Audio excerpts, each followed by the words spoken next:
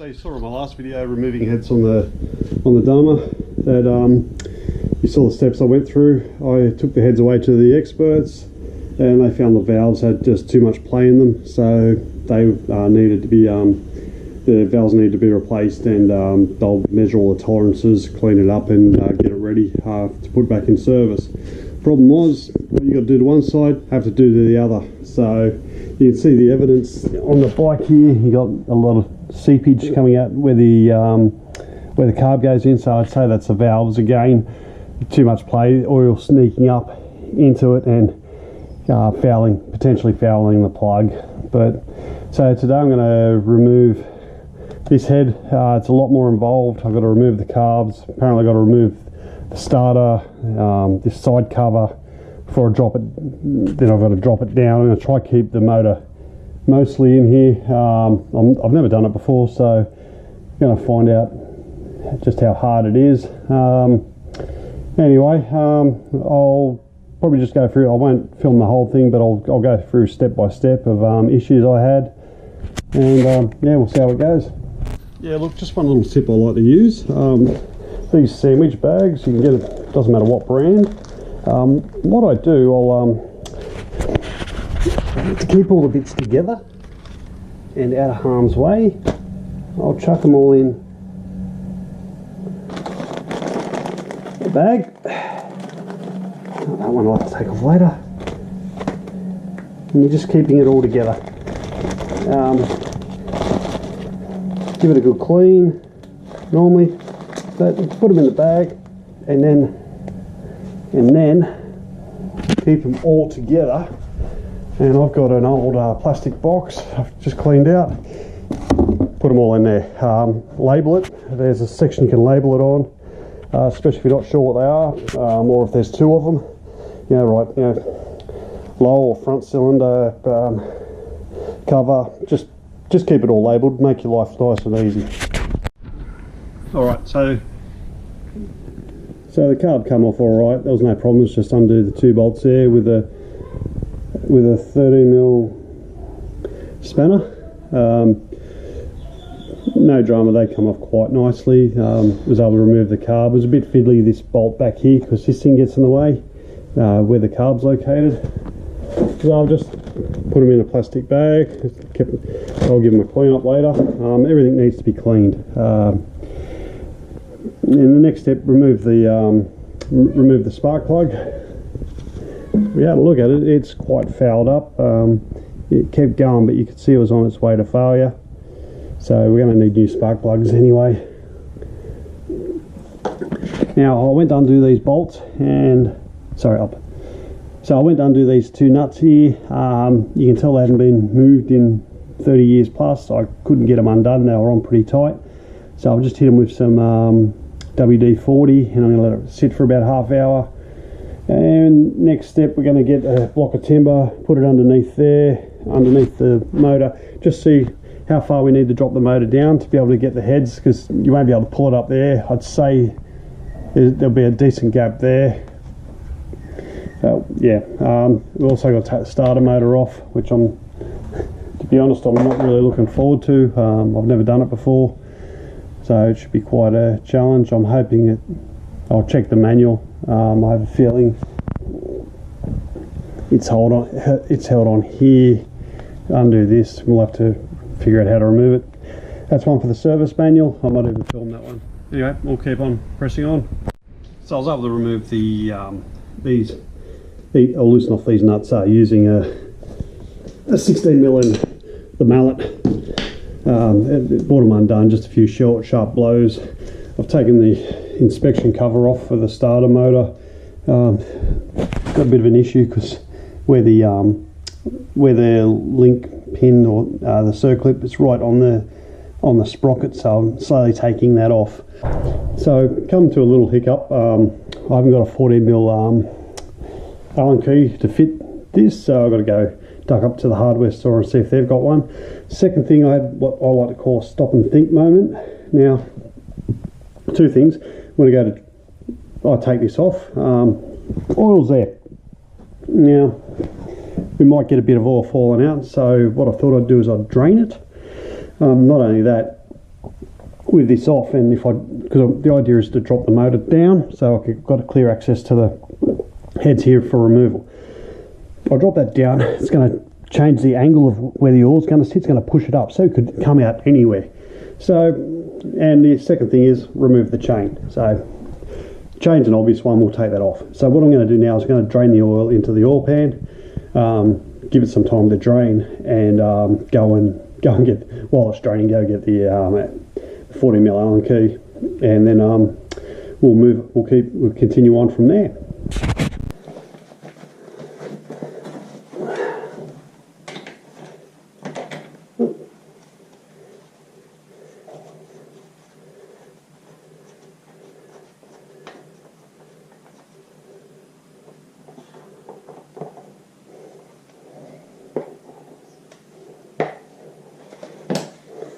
All right.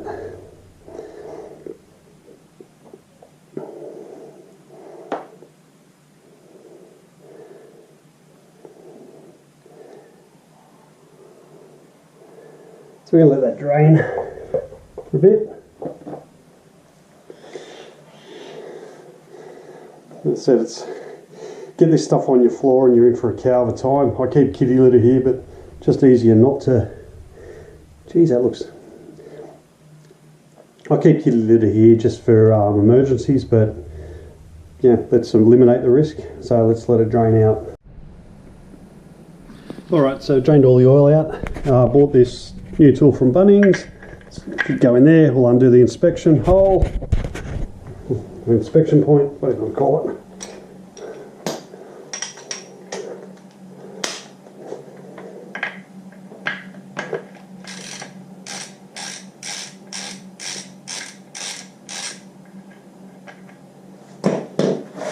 But what I did forget to do, I feel a bit stupid, but that's alright. Forgot to take, there's two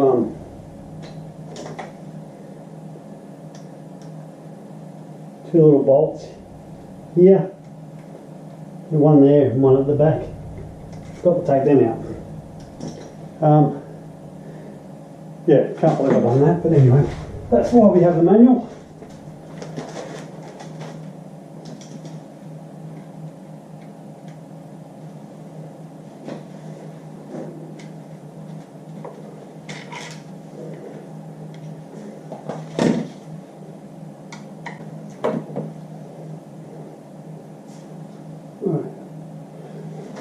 And that's why we have. Alright, so took it apart, dropped a bit of oil down there. So I got this. So the kitty litter is going to cop a bit of a workout. See if we can get this off.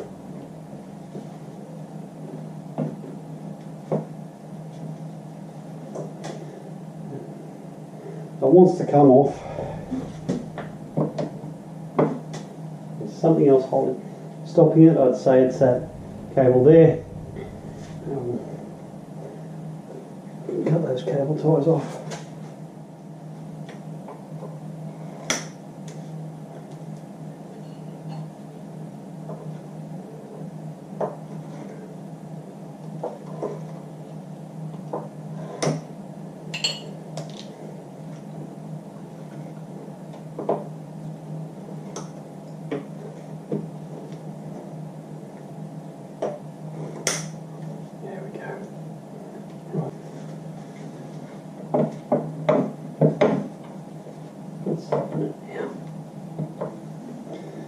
Alright, let's play the game of what's stopping it now.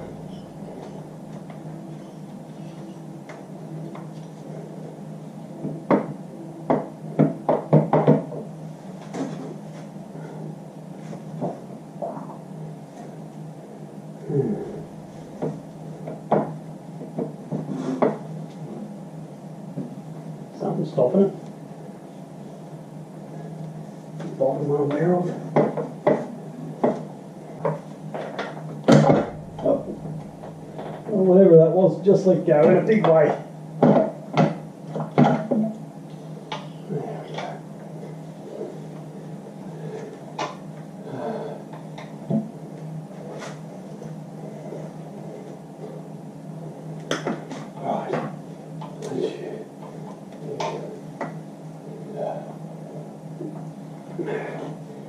One side.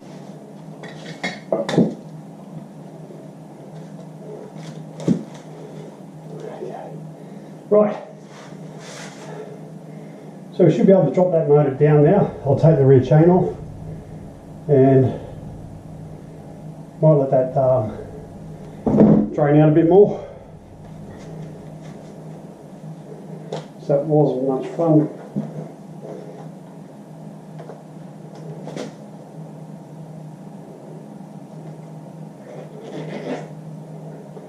More oil drains out of it.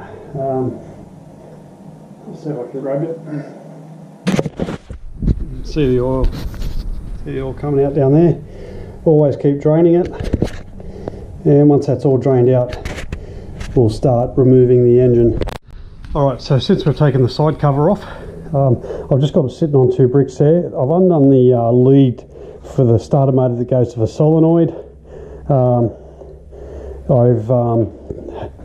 I've disconnected the chain. I used a chain breaker. I'll show you. I might do that on another video another time. I've removed the two of the three engine bolts here and here, and loosened off the third one.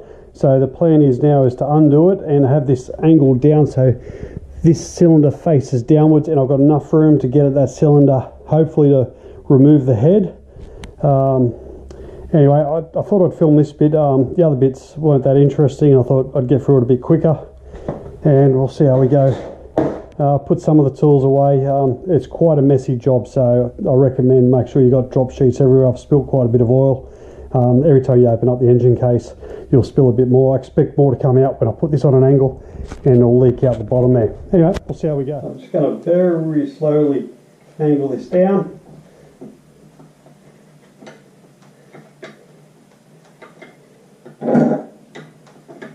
We're just keeping an eye on the cables, make sure nothing's getting too tight on any of the cables. Kind of hoping you just... Oh, okay. Right. So, must be resting on something, so I've just got to form it. It's resting on the other engine case, so I'm going to lift it back up again. I have to take the other engine case off. I wasn't aware I had to do that. But I'll make sure it takes up just enough slack so it's not resting on the engine case, isn't resting on the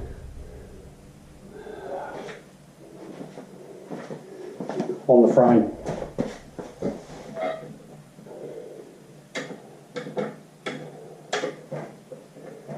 Alright. What I found is I've got to now get on this side, and I'll have to take the foot peg off, this cover, before I can drop it down. Anyway, once I've just undoing those Allen bolts, and we'll go from there. Alright, so I was able to take the side covers off, the two side covers, the alternator cover with the alternator in it, and the final drive cover. The final drive cover come off quite easily. This one had these two bolts hidden on the inside there, so pays to have a look at the manual. Just make sure you got it all. Once they come off, I took them off, they come undone pretty easily. I think I'll get replacements there, looking quite worse for wear. The head come off. I'm tempted to take the cylinder out and have all the bores checked. I've got it off, so I'll speak to my mechanic and see what he says. As you can see, there's more kitty litter. As I drop it down, as soon as I open the side up, you can see there's more oil in there and more oil everywhere. So I'm going to do my best to clean this up. I'm going to clean the tools tomorrow. It's getting late, so that will do there. The difficulty level, this was hard. It was really hard. The front was so much easier because all you're doing is removing the carburetor. This one, you're removing wiring, you're disconnecting, the clutch cable.